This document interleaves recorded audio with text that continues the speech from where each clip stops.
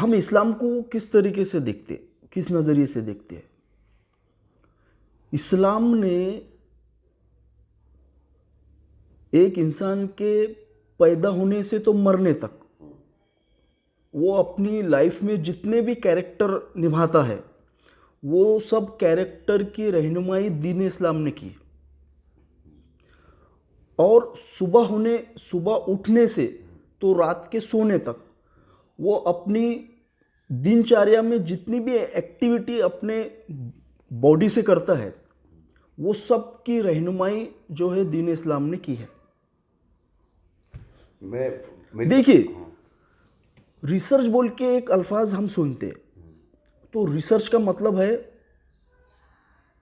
Search करना, जो चीज़ हो गई वापस उसको रिसर्च करना।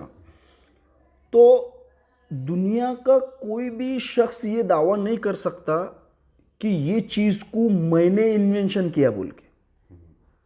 वो अल्लाह ने वो कभी ना कभी किसी ना किसी नबी के ज़रिए जो है इंसान को दुनिया में वो चीज़ अता करी वाली। और जब इस्लाम मुकम्मल दावा करता है कि दीन जो है मुकम्मल हो गया, तो आज के दौर में कोई भी इंसान कोई भी सब्जेक्ट को लेके ये दावा नहीं कर सकता है कि ये इन्वेंशन मैंने किया बोल के। उसकी शुरुआती जो चीज़ रहेंगी वो इस्लाम ने ही दी वाली रहेंगी। वो आदम अलैहिस्सलाम से चीज़ें आई इल्म की।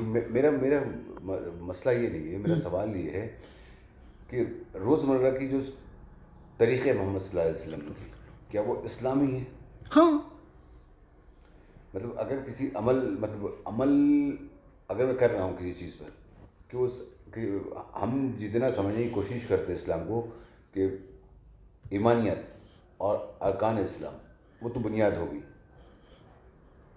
तो मोहम्मद सल्लल्लाहु अलैहि वसल्लम के रोज़मर्रा के मामलात हैं, क्या उस पर अमल करने पर सवाब मिलेगा? बेशक मिलेगा, क्योंकि अल्लाह ने फरमाया कि तुम्हारे लिए बेहतरीन नमूना मोहम्मद सल्लल्लाहु अलैहि वसल्लम में है।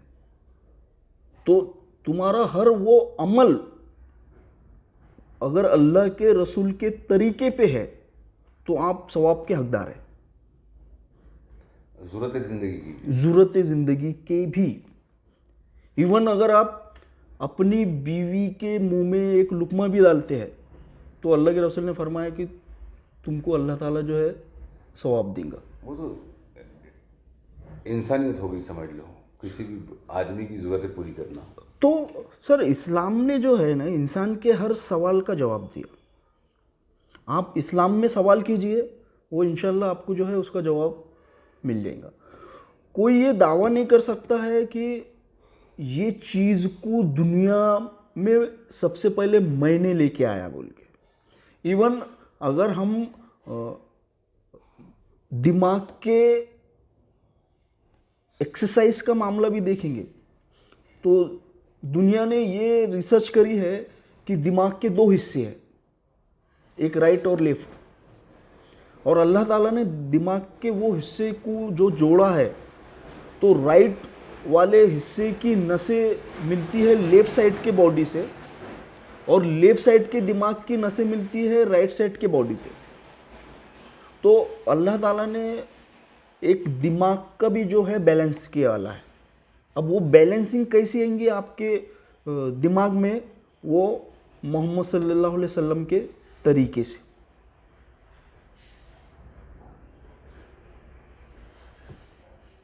इस्लाम ने सबको बैलेंस करे वाला है, इवन दिमाग को भी उसने बैलेंस कर दिया। अब तरीका, हम जो सुबह उठने से तो रात के सोने तक हम हमारे शरीर से जो जो भी एक्टिविटी करेंगे, इवन कपड़े पहनना, तो अल्लाह के रसूल ने फरमाया कि तुम सीधे साइड से कपड़े पहनो। अगर आपको निकालना है तो लेफ्ट साइड से निकालो। आपको जूता पहनना है तो राइट साइड में पहला पैर डालो, और आपको जूता निकालना है तो लेफ्ट साइड से निकालो। आपको जूता पहनना है तो बैठ के पहनो। ये जो अदब दिखाया गया है तो ये है दिमाग की एक्सरसाइज। क्योंकि हर वो जो काम आप सुबह उठने से तो रात के सोने तक कर रहे हैं, तो ये इसकी गाइडलाइन क्या है? आप आपके दिमाग को बैलेंसिंग कैसा करेंगे? तो उसका वाहिद एक ही तरीका है, और वो है अल्लाह के रसूल का तरीका। एविडेंस इवन अगर आप बैतुल खला में जाते हैं, तारत के लिए पानी का इस्तेमाल कितना करना चाहिए, कितने बार करना चाहिए, तो अल्लाह के रसूल ने फरमाया कि ताक अदद में 1, 3, 5, 7, 9, लेकिन आप इस्तेमाल करेंगे तो ताक अदद में ही आप इस्तेमाल करेंगे। तो ये है दिमाग की बैलेंसिंग। आप जो भी एक्टिविटी करेंगे, और मैं समझता हूं कि दुनिया का हर शख्स ये सब चीजें करता है,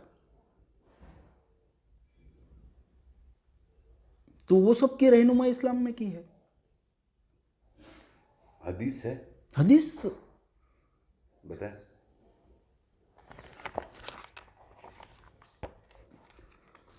देखो, सबसे पहले हम शुरू करते हैं कुरान की आयत से। सूरह आले इमरान की 132 नंबर की आयत, जो कुरान का 3 नंबर का सूरा है। और अल्लाह और उसके रसूल के हुक्म की पैरवी करो ताकि तुम पे मेहरबानी की जाए। उसके बाद और एक सूरह की आयत है, सूरह निसा, जो कुरान का 4 नंबर का सूरा है और 13 नंबर की आयत है। और जो अल्लाह और उसके रसूल के हुक्म को बजा लाएगा उसे अल्लाह जन्नत में ले जाएगा।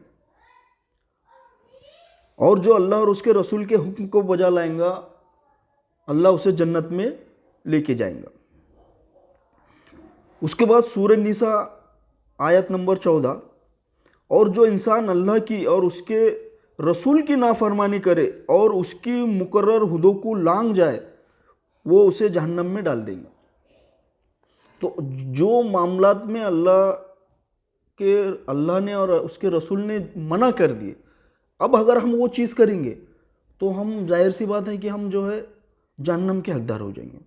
तो अगर हमारे को जन्नत में जाना है तो हमको अल्लाह और उसके रसूल के हुक्म को मानना है। सूरह अहज़ाब आयत नंबर 21। अब हमको अल्लाह के रसूल को क्यों मानना है या उनके तरीके पे क्यों चलना है, तो कुरान ने इसका जवाब दिया। सूरह अहज़ाब आयत नंबर 21, यकीनन तुम्हारे लिए रसूलुल्लाह में अच्छा नमूना है हर उस इंसान के लिए जो अल्लाह और क़यामत के दिन की उम्मीद रखता है और बहुत ज़्यादा अल्लाह का जिक्र करता है। मतलब हमारे लिए एज अ आइडियल जो है सिर्फ और सिर्फ अल्लाह के रसूल रहेंगे। अब शुरू करते हैं। अल्लाह के रसूल की एक हदीस है इब्न माजा की, जो 45 नंबर की। हज़रत जाबिर रज़ी अल्लाह अन्हु कहते हैं, हुज़ूर अक़दस सल्लल्लाहु अलैहि वसल्लम जिस वक्त वाज फरमाते तो आपकी आंखें सुर्ख हो जाती, आवाज़ में बुलंदी पैदा हो जाती, गुस्से में शिद्दत जाहिर होती, मालूम होता है कि किसी बड़े लश्कर का खौफ दिला रहे हैं। फिर फरमाया करते, तमाम किताबों से बेहतरीन किताब अल्लाह की किताब है और तमाम हिदायतों से बेहतर मोहम्मद सल्लल्लाहु अलैहि वसल्लम की हिदायत है। तमाम किताबों से बेहतर किताब अल्लाह की किताब है और तमाम हिदायतों से बेहतर हिदायत मोहम्मद सल्लल्लाहु अलैहि वसल्लम की हिदायत है। अब हम शुरू करते हैं अल्लाह के रसूल का तरीका। उसके पहले कुरान की 2 आयतें हम पढ़ेंगे। सूरह हाक्का, जो कुरान का 69 नंबर का सूरा है। तो जिसका अमल नामा उसके दाहिने हाथ में दिया जाएगा तो वो कहने लगेगा कि लो मेरा अमल नामा पढ़ो। अब शुरू होता है राइट और लेफ्ट। लेकिन जिसे उसका अमल नामा बाएं हाथ में दिया जाएगा तो वो कहने लगेगा कि हाय मुझे मेरा अमल नामा दिया ही ना जाता। तो हम जो भी एक्टिविटी दीने सुबह उठने से तो रात के सोने तक जो भी करेंगे तो वो हम करेंगे अल्लाह के रसूल के तरीके पे। अब इसमें 3 चीज़ें हैं। एक है अल्लाह के रसूल का हुक्म, एक है उन्होंने मना करे वाली चीज़ें, और एक है उनका तरीका।